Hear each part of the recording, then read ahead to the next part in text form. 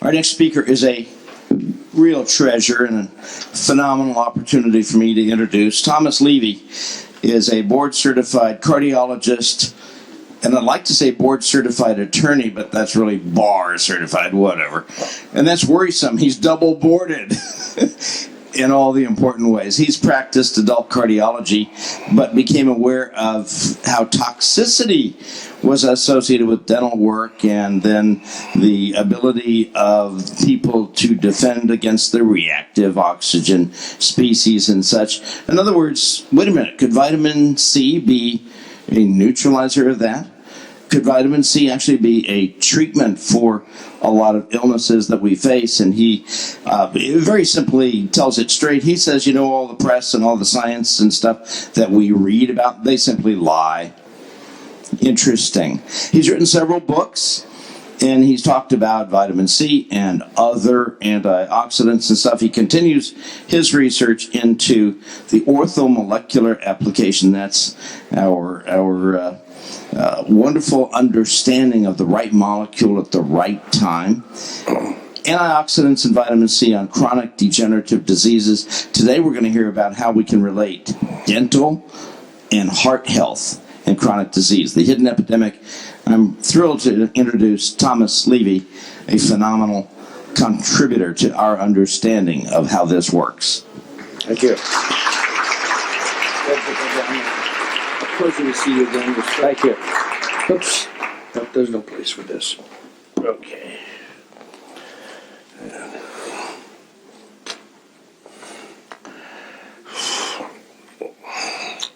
Greetings. Let me say that despite my chipper appearance, I've gotten the flu for about the first time in I don't know how many years, courtesy of the Denver International Airport. And so if I go into a coughing paroxysm, and even though it sounds like I'm going to die, I won't, and I'll get through it. Okay. This actually is the topic. Oh wait, I got a disclaimer, AGD disclaimer. I do not have any financial interest of a product in my talk or any companies offering grant monies for this continuing dental and medical education program. This topic is actually going to be the subject of my next book, which I'm going to probably have out in about 3 or 4 months. And I really think it's significant. You're going to see from the data that we have and the data that's being published in the medical, scientific, and dental literature that there is a reason why everybody on the planet gets a heart attack, gets breast cancer, gets fibromyalgia, gets lupus erythematosis, gets any chronic degenerative disease. Now I'll show you the data that is the primary cause of all heart attacks and all breast cancer. And we just don't have the data yet to show that it's the primary cause of just about everything else, but I can tell you it does. Now, reference checking, you'll see there's a way for these references that you can go straight to PubMed and get either the abstract or the whole article. The previous presentation really laid it up for me with all the talk about oxidative stress, because the one common denominator that all chronic degenerative diseases share is that they result from increased oxidative stress, usually inside the cells, but also outside of the cells as well. And the promoters of chronic degenerative disease, because of this increased oxidative stress relationship, the primary promoter of the oxidative stress that causes chronic degenerative diseases are focal infections. And we'll see of the focal infections, they're primarily dental. There's also toxins unrelated to infections, inadequate supplementation, poor nutrition, increased oxidative stress from inherited deficiencies in enzymes and metabolic pathways, and hormonal deficiencies and imbalances. Now, quite simply, the state of increased oxidative stress exists when the production of free radicals exceeds the body's antioxidant capacity to neutralize them. And this increased oxidative stress, we're talking about important biomolecules, RNA, DNA, enzymes, structural proteins, lipids, sugars. So what do toxins and infections have in common? Answer is straightforward. All toxins, all infections, cause cell and tissue damage and produce symptoms by increasing oxidative stress. That's it. There's nothing magical or exotic about the ability of one toxin to poison you and cause one clinical syndrome versus another toxin that might take 30 years to poison you versus cyanide that can make you drop dead in a minute. They all cause their toxicity by oxidizing biomolecules in various critical locations of the body. And in conjunction with that, increased oxidative stress is the same, but the difference comes from where it's applied.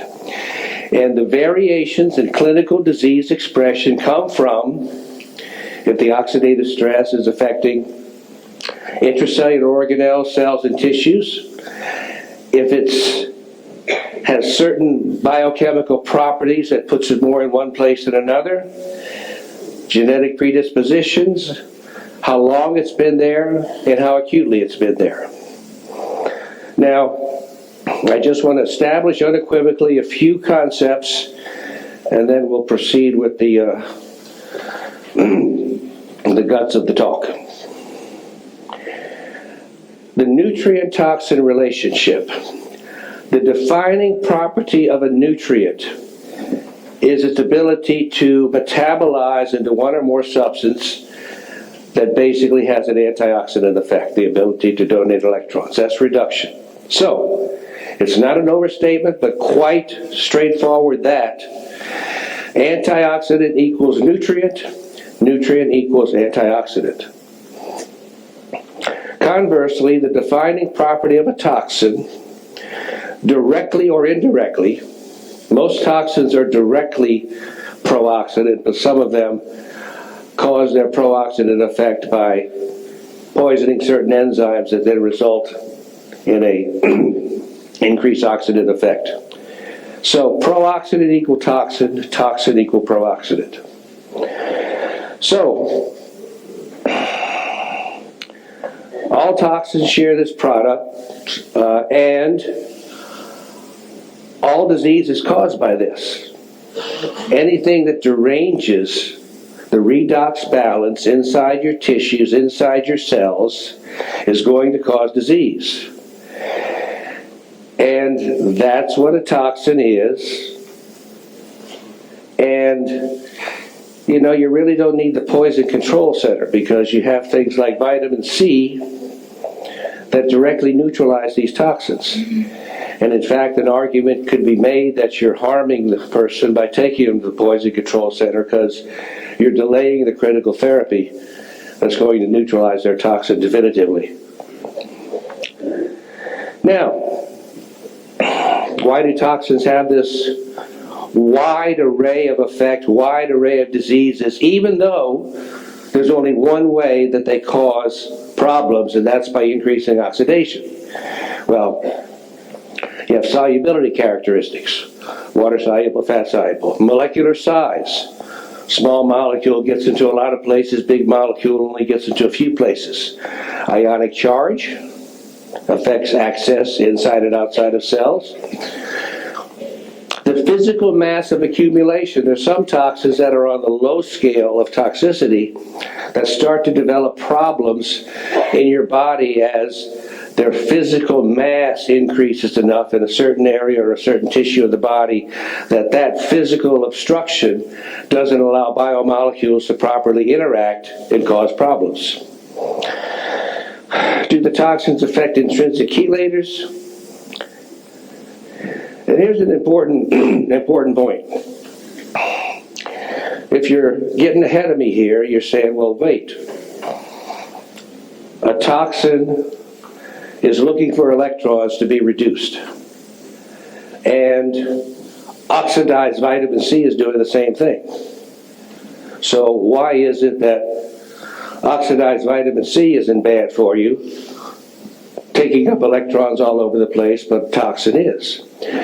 It's because when the toxin gets a hold of the electrons, it becomes more chemically stable. And so it takes it and keeps them. Vitamin C and other antioxidants take and give, take and give, take and give, and actually promote an electron flow in the body. Bioelectricity, cell membrane microvoltages. Okay. Now,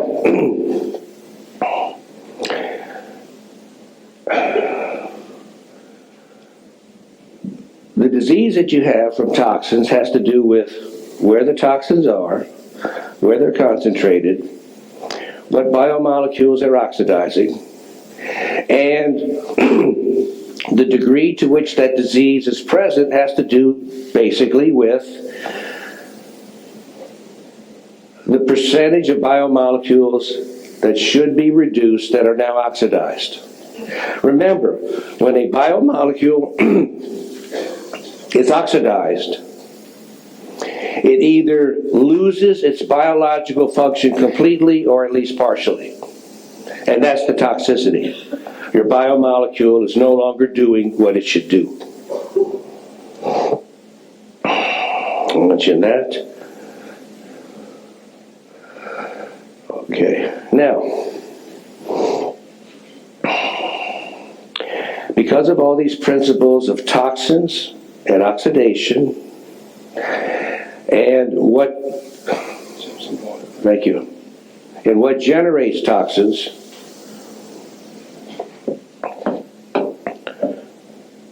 I put together what you could reliably, in my opinion, use as a primary prototype as treatment principles for all chronic degenerative diseases. Number one, far and away the most important factor, is to prevent or minimize new daily toxin exposure. Environmental, air, food, water, dietary and digestive. Most people, unfortunately, produce a large amount of toxins from poor digestion. And that completely negates the quality of their diet because even though they got wonderful organic food, they didn't digest it well. And then there's dental. Woe is there dental. Number two is, as a principle, you want to neutralize existing toxins that are in the body. Number three, and this is more important for some patients than others. Some patients that are not super sick can just spontaneously do this. Others need hard chelators. Is you need to excrete toxin stores in as non-toxic or minimally toxic fashion as possible. Number four, in addition to the dental sources, you want to resolve infections and eliminate the reasons for contracting new infections. Number five, supplement and eat optimally. And number six, very important, addressing hormone imbalance. You just won't believe how much more horrible all these infections are when you're just a little bit low in thyroid or you're a little bit low in your testosterone or estrogen. They're just multipliers, magnifiers. Now, the meat. What are the primary sources of oral infection and toxicity? Root canal treated teeth. Number two, and this is the thrust of the presentation and the upcoming book, other chronically infected teeth that are typically completely asymptomatic. You don't have a painful tooth, you have a tooth that's functioning perfectly fine mechanically, and it's got a huge radiolucency on it. Chronic apical periodontitis, CAP. And this is far more toxic than any root canal can be. But it's silent. You don't know it's there unless you look for it. Now that sounds maybe almost condescending, but it's not. How do you know somebody has diabetes unless you measure their blood sugar? Answer is you don't. How do you know somebody has CAP on a completely asymptomatic tooth unless you do the most sophisticated procedure available for identifying it? 3D cone beam X-ray imaging. Number three, obviously acutely symptomatic infected teeth.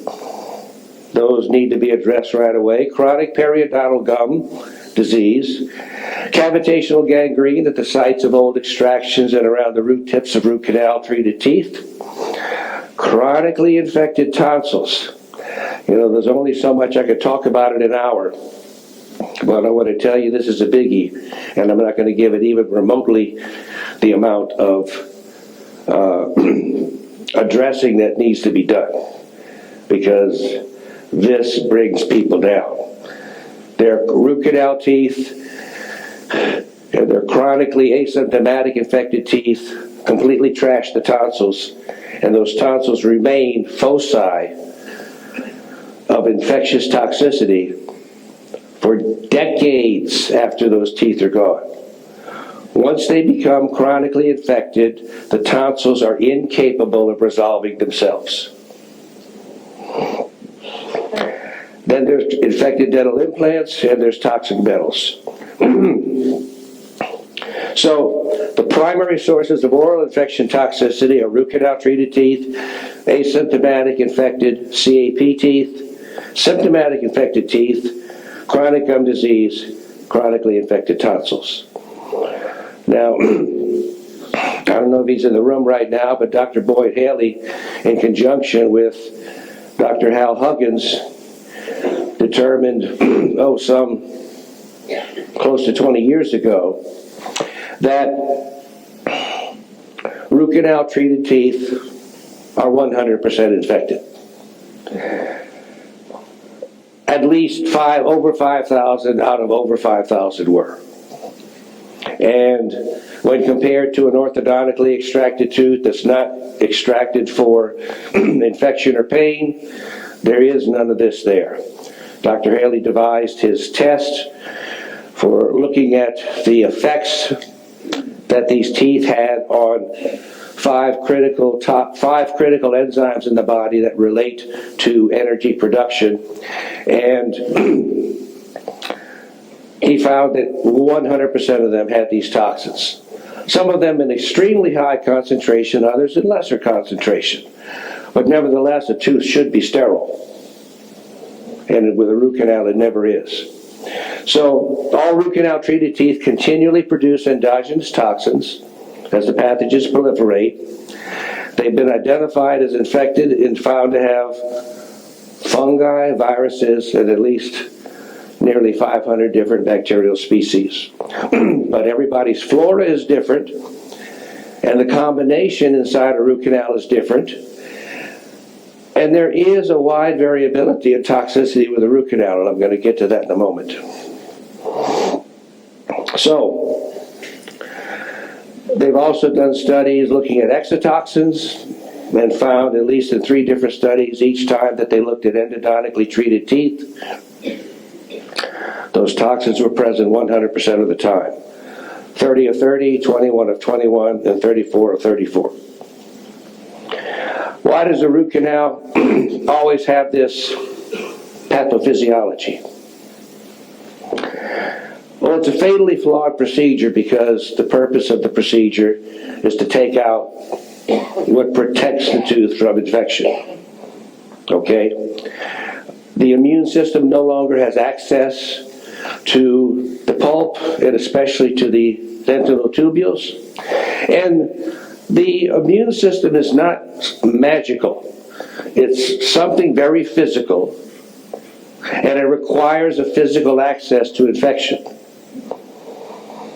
It'd be like you wanting to get on the other side of the Grand Canyon and just thinking that there's no problem jumping the Grand Canyon. Well, there is. And as mentioned in the earlier presentation,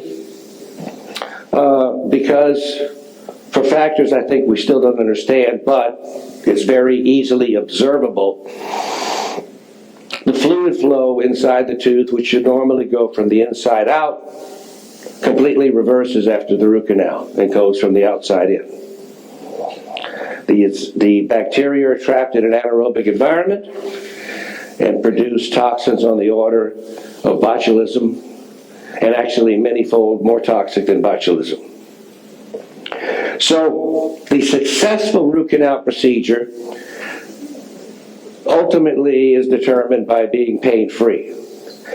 And some of the more sophisticated endodontists do have a higher level of standard of care and also don't consider them successes until there's minimal to no residual CAP.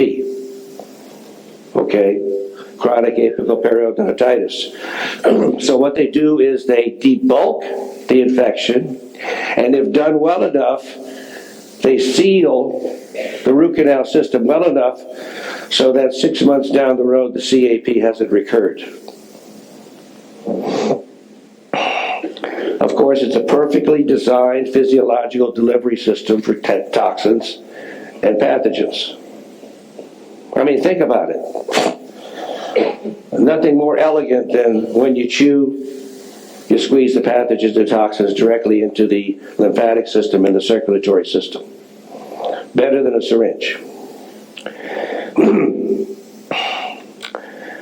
Because of the fact that the coronary artery is the first high pressure part of the vascular system to receive the toxins and pathogens, that's why coronary artery disease hits first. When it's circulating in the veins and the venous system, that's very low pressure. You don't get any seeding of the pathogens and toxins in the low pressure system of the veins.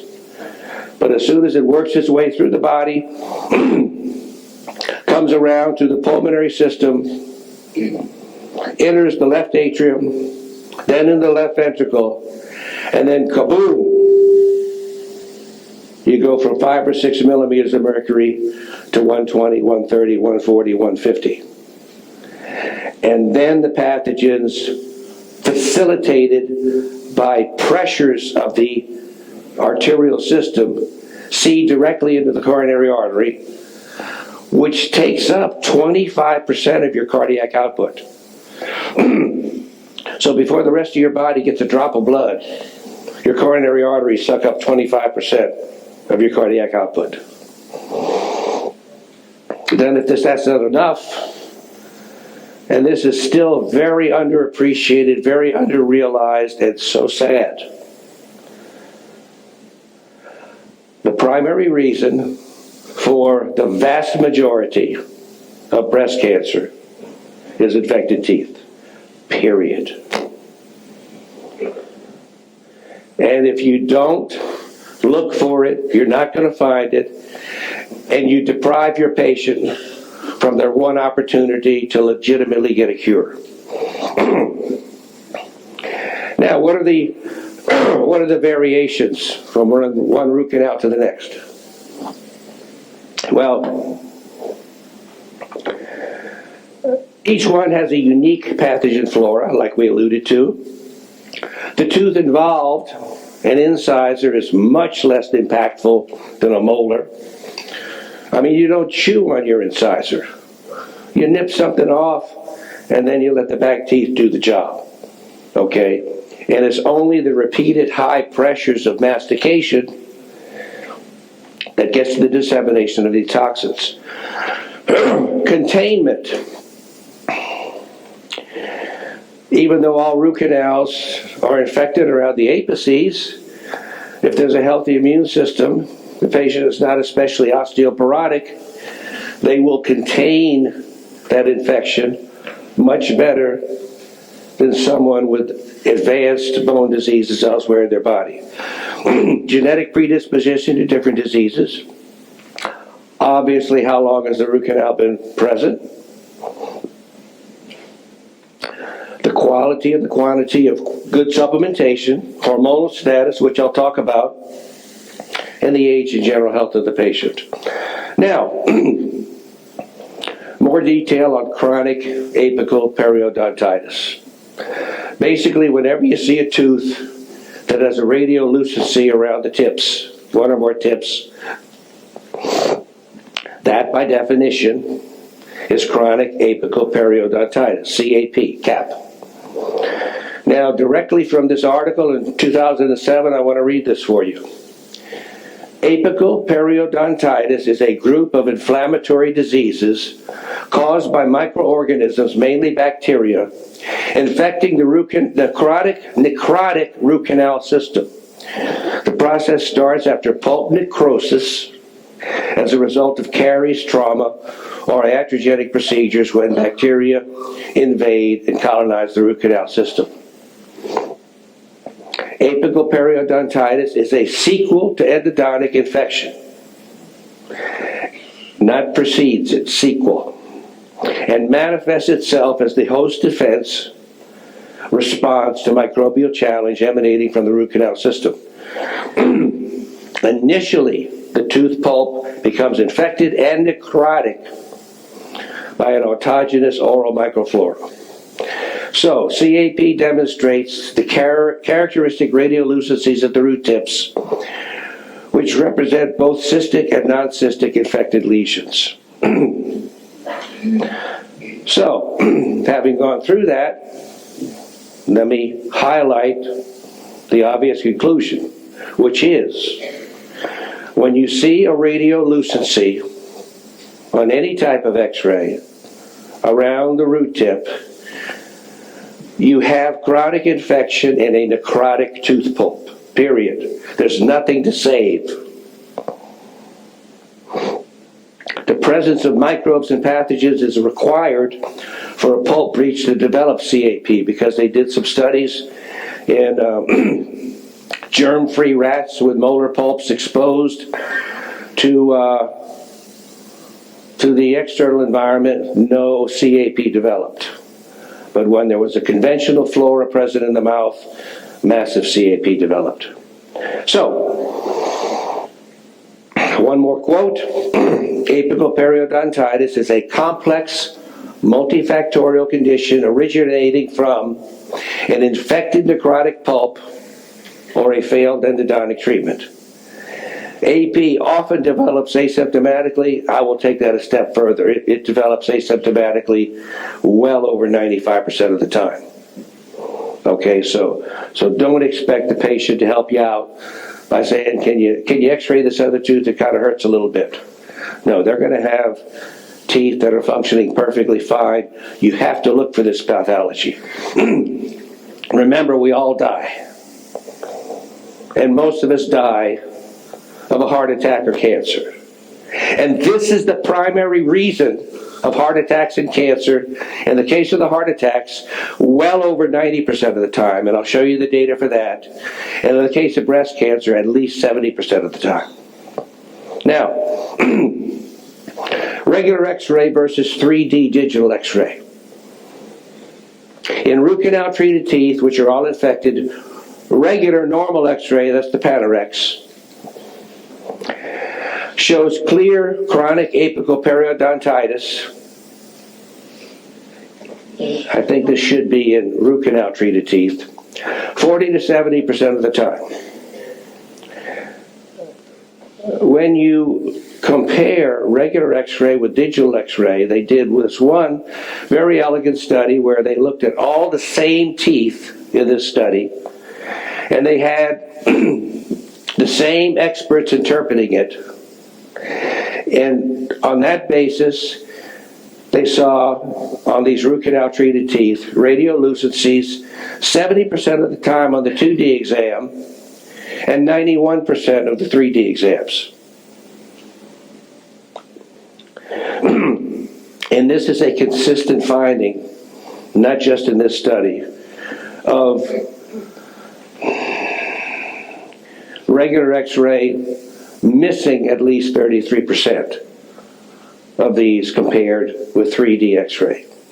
So, even though infection is always present in root canals, pathology is clearly very often missed by regular X-rays, especially when we're less critically interpreted.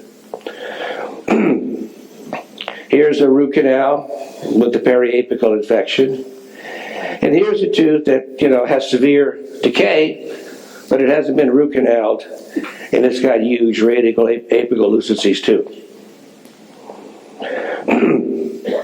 Now they've actually done a few studies with just chronic apical periodontitis and looking at chronic coronary artery disease.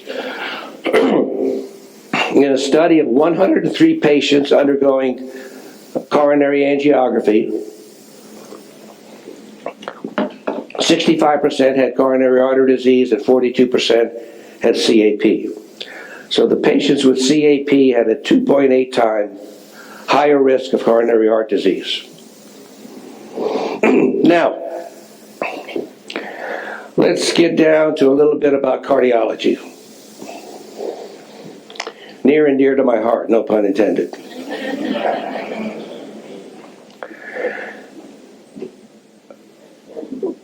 Pretty much all my fellow cardiologists now accept that inflammation of the coronary artery is the reason for the evolution of coronary atherosclerosis 100% of the time. And they now consider atherosclerosis to be a chronic inflammatory disease. Well, oops. What is inflammation? Inflammation is a situation where you have a redox balance that's vastly on the side of oxidation. So inflammation is a lot of oxidative stress. Nothing more. That's it. And it's the seeding from pathogens and associated toxins from oral infectious sources coming into the coronary endothelium that causes well over 95% of atherosclerosis and heart attacks. As my good friend and mentor, Dr. Huggins, used to tell me, you can't dry off while you're still in the shower. And this is a basic principle of clinical medicine that continues to be ignored. We just treat the disease, but we don't treat why the disease developed. Basically, we treat symptoms and let the disease continue to evolve on its merry way. Now, what are some of the data that we have? Pathogens, along with their associated toxins, I'm going to tell you that's the primary reason for the chronic inflammation of all stages of atherosclerosis. Periodontal disease has been linked to atherosclerosis for decades, and it's even considered to be an independent risk factor for coronary artery disease. Now, why this doesn't impress my fellow cardiologists, I don't know. Maybe they don't know about it. Maybe they're too busy angioplasting to read, okay?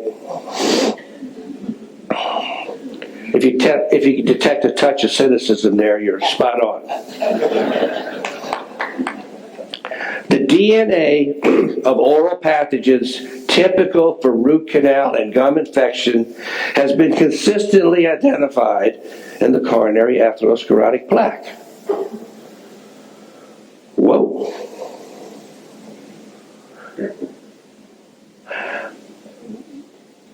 Nobody asks why the inflammation is there. They just basically say, you're unlucky when you get coronary artery disease and you're 55 years old and you have your big heart attack. It ain't luck. Well, I mean, it's luck if you inadvertently got the right or the wrong dentist. That's the luck part. But the pathophysiology is clean cut. Also consistent with this polypathogen oral diversity that we find in atherosclerotic plaques, they have a procedure called atherectomy where they roto-rooter out some of the larger plaques. And so they've taken these plaques and studied them, usually with polymerase chain reaction testing, and found over 50 different species of bacteria in these lesions. So now, the smoking gun.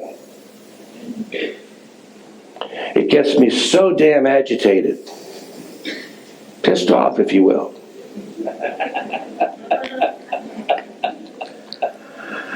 When we continue to hear about, well, periodontal disease is correlated with heart disease. It's linked to heart disease. It's got an association with heart disease. All these bullshit words that are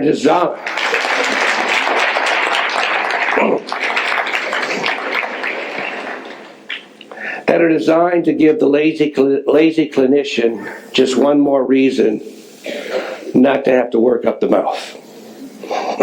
Well, in 2013, that's already 3 years ago, my friends, the DNA typical for pathogens of periodontal origin and endodontic origin were present in the blood clots aspirated from acute myocardial infarction patients in Finland.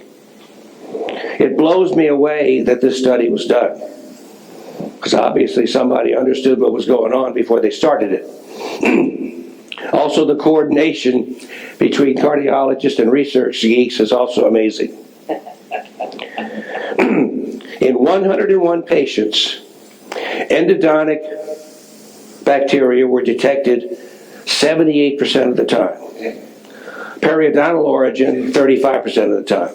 Of course, that's greater than 100%, but when you synthesize that information together, that tells you that bacteria from gums and infected root canals causes over 90% of heart attacks. Now here's the kicker. The total amount of DNA found in the clots was 16-fold. That's 1,600% more concentrated in the blood clots than the surrounding blood. That's cause and effect. You didn't develop a blood clot, and suddenly all this DNA from oral pathogens starts suddenly concentrated in the blood clot. It's the cause. So we could put that bullshit to rest.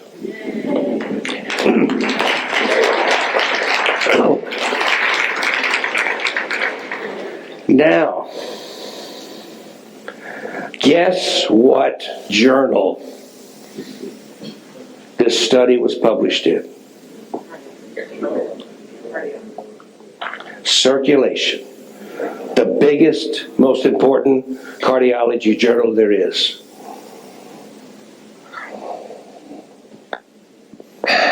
Did they read it?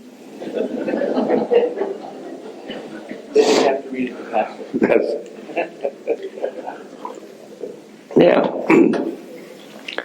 Now a little bit of information to actually shine a slightly different light on root canals. My good friend Al Huggins will flip over his grave a dozen times if he had had the opportunity to hear me say this.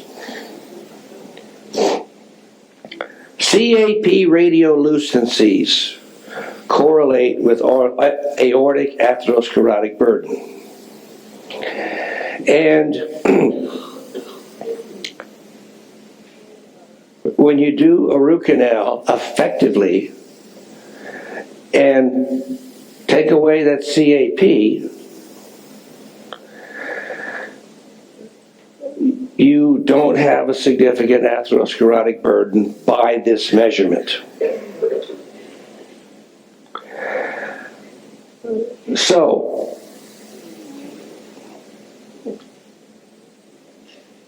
but it's still important now then to realize in comparing the root canal treated teeth with a little bit of CAP or no CAP and the asymptomatic untreated tooth with CAP.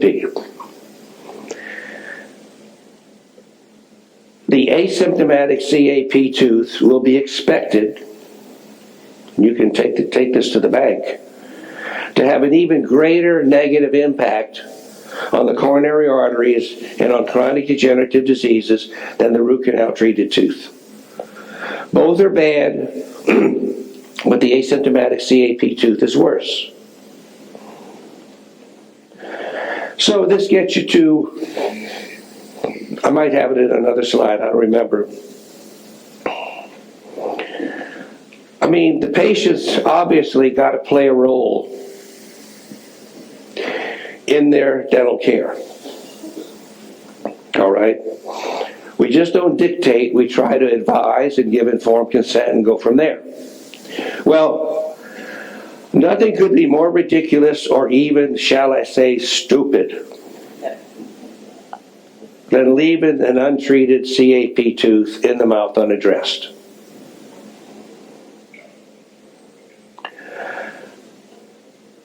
So I would always advise the patient to get something like that extracted. But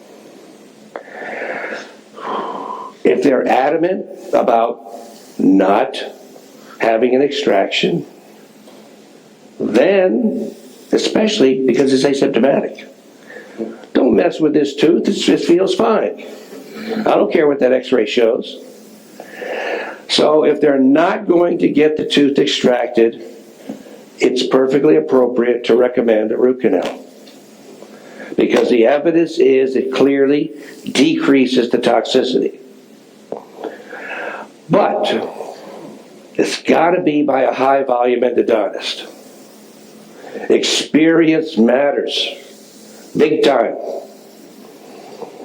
You're going to get a lot of endodontists that are going to get a good sealing off result maybe 85% of the time, doing 30 of them a week.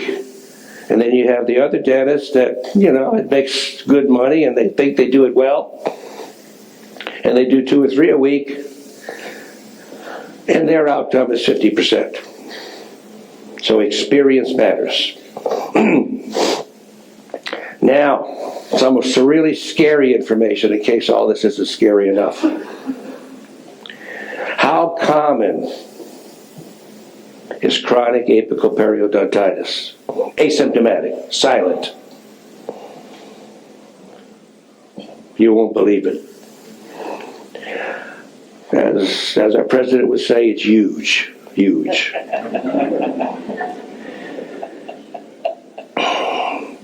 In a study using standard panoramic x-rays, 4,000 teeth were looked, 6.6% demonstrated CAP, and it was present 40% of the time in the root canal treated teeth. I'll save you a little trouble of grinding the numbers. The improved resolution of the 3D x-ray not utilized in this study would indicate that the higher x-ray quality would be expected to find CAP in 10 to 15% of all teeth studied. I go back to the fact people have heart attacks and get cancer for a reason. This is the reason. Now, okay, we're all going to die of something, I know that. But maybe we can die when we're 95 in a car wreck rather than suffer through heart disease or miserable cancer. Okay?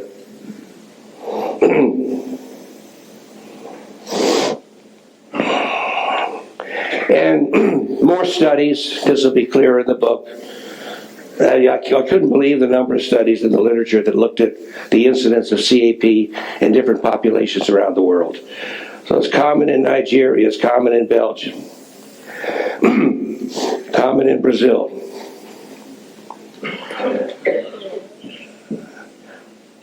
One more subset of teeth, just to make things nastier, is the incidence of CAP as abutment teeth. Really, really high. Using regular x-ray, 25% of abutment teeth, not root canaled, showed CAP. There's a good picture of it. So based on the accuracy of regular x-ray versus 3D x-ray, it would appear that roughly 40 to 50% of abutment teeth properly examined by 3D x-ray have CAP, excuse me, that's a typo.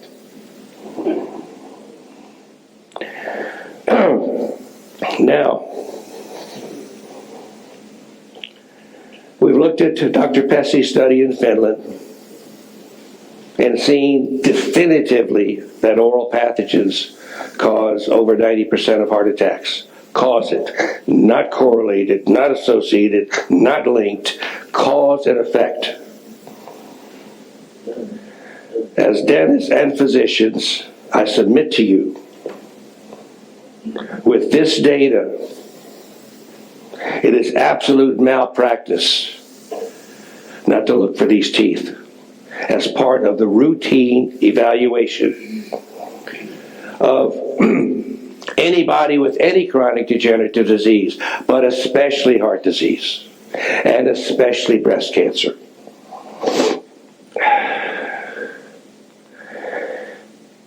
This is also just a statistical study showing that people that have root canals in their mouth have a statistical increased chance of heart attack. And Pessy and her group also looked at ruptured cerebral aneurysms and found these pathogens there about 60% of the time. And then in a very unusual study, unusual, I would never think to do this. So my hat's off to Dr. Pessy. But they did autopsy studies on patients with chronic coronary artery disease, and there's always a little bit of pericardial fluid. You don't have to have effusion. You have pericardial fluid because it lubricates the contraction of the heart. And they sampled the pericardial fluid, and they found these same oral pathogens. And furthermore, they found that the worse the coronary disease was, the higher the concentration of these pathogens in the pericardial fluid. Now, Dr. Joseph Issel's found a long time ago in treating chronic metastatic advanced cancer patients that 98% of them had between 2 and 10 dead teeth. And he characterized the root canal as 10, so I can't tell you, as dead. So I can't tell you exactly what the breakdown was, but you know, this was basically CAP teeth and root canal treated teeth. And he got to the point then where he routinely extracted these teeth, routinely took out the tonsils, and got a phenomenal response in these advanced metastatic cancer patients. Now, it shouldn't be surprised on the breast cancer. I mean, matter of fact, if you get into doing a lot of thermography at any point in time, you're going to see a lot of patients with red lines going from their mouth down into their breast. Hello. Not normal. Now, oops, wrong way. There's just a little slide to show you that the head and neck and the breasts are just primary setups for a to and fro exchange of pathogens and infections in the mouth and the breast tissue. I'll just read this bottom paragraph. Any treatment plan in a patient with a brain tumor or breast cancer that does not include a proper extraction of root canals and other infected teeth is consistently missing the most reliable way to get a tumor remission and maintenance of that remission without relapse or reappearance of the malignancy. There's a lot of effective things out there to make the tumor go away. But if you don't take out the reason why the tumor developed in the first place, that's only going to take hold for a few years. And then recurrence, new cancer. Now they do have a close to smoking gun study for root canals and gum disease and breast cancer. They've actually found that pathogens that are typical for periodontal disease, in this case Fusobacterium, are significantly enriched, this is a quote, in breast tissue from women with malignant disease. And this is a pathogen that they've already correlated with cancer elsewhere, especially in the colon. So, once again, my advertisement, 3D digital x-rays absolutely need to be as routine a part of a medical workup as a CBC, as a biochemistry panel, thyroid function tests, has to be. Now, sinus and CAP infection, this 3D also helps here. If you've had a chronic sinus infection for years, you've got a very, very high, how high? I don't know, 60, 70, 80% chance of having a CAP adjacent in the maxillary area, continuing to feed your chronic sinusitis. And here you see the accumulation of the sinus above these teeth. In this case, there was a root canal adjacent. And here's an example of a 3D with, a huge amount of pathology. Space around the tips and erosion into the bone of the maxillary sinus and an accumulation of food. So, to reiterate an important point, CAP teeth, both with and without root canal treatments, due to the extraordinary ability of that to deplete antioxidants and promote chronic inflammation, can be considered, number one, the single most important cause of atherosclerosis and heart attacks. Number two, the single most important cause of cancer of the head, neck, and chest, and breast. Now, and this will be in the book too, they have a ton of studies showing that periodontal disease, not CAP, just regular periodontal disease, is associated with just about every disease on the planet. Strong association, strong correlation. Well, if that's the case, then don't you think a more advanced form of the same disease is also going to have that correlation? And that's the case with CAP. Periodontal disease is very common in the population. So this is just a tiny handful of the studies. Also, I want to tell you, very big, it's not in the presentation, but advanced periodontal disease is strongly linked to increased all-cause mortality. Your chance of dying from anything. This is because they affect metabolism of all cells. Quick mention on the tonsils. This came out of Issel's work. The tonsils usually look normal, and they're still highly infected. Very quickly, focal infection, for whatever reason, this fascinated me. I learned it at the IAOMT conference last year, year before, in Las Vegas. Directly pertains to thyroid function. If you're low on your thyroid, which most people are, actually, if you're low on your thyroid, these infections are going to take hold a whole lot easier. Why? Because Dr. Broda Barnes found in a group of 1,500 patients over the course of 20 years, 4 of them had heart attacks that were receiving thyroid replacement. The Framingham study should have had it at 80. And he didn't change their smoking, he didn't change their diet, he didn't change anything. He just gave them thyroid, whole thyroid hormone replacement. However, this is important, and we're just about through. Forget regular thyroid tests. They're BS. You need to look at T3 and reverse T3. And this tells you what's going on inside the cells, not inside the thyroid gland. Doesn't really matter, per se, what's going on in the thyroid gland as what's going on inside each cell of the body. Because 80% of T3 is generated outside of the thyroid gland.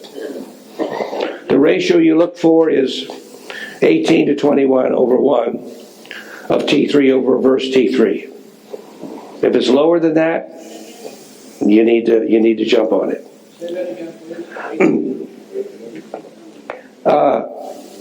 18 over 1 to 21 over 1. It could be a little higher. It could be 22, 23, but you don't want it lower than 18 to 1. So, all right. So to recap then, root canal treated teeth are now established as the direct cause of myocardial infarctions. Periodontal disease has long been established a risk factor for CAD.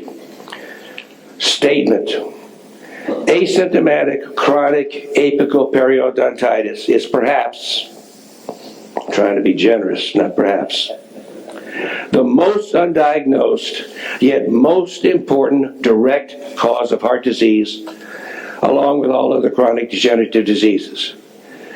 You can't find it if you don't look for it. And it's even worse for your health than a root canal treated teeth, especially if it was well done. Again, not in this presentation, but let me give it to you really quick. It's important to link lab work with these infections, specifically the C-reactive protein, CRP. If you're working with a root canal treated tooth, and the CRP was 5 before you did it, and now the CRP is 1.5, you probably got a well-done root canal. That's probably not going to severely impact your health. But if that CRP starts creeping up again, 3, 4, 5, you start to see a little more CAP on the x-ray, you got to get that sucker out of there. So, need baseline 3D x-ray, need baseline CRP. So lastly, while the evidence indicates that 3D digital x-ray of the mouth needs to be a mandatory part of the cardiac patient's evaluation, really any chronic degenerative disease, but we have the smoking gun evidence of the coronary disease, an argument of nearly equal strength can be made for any cancer, any chronic degenerative disease. So, the prevalence of CAP indicates that older age is not an important precondition to developing this. The studies around the world showed lots of young people have this. Guess what? Lots Lots of young people get cancer, and far too many young people get heart attacks. So, thank you, and I'll try to look out.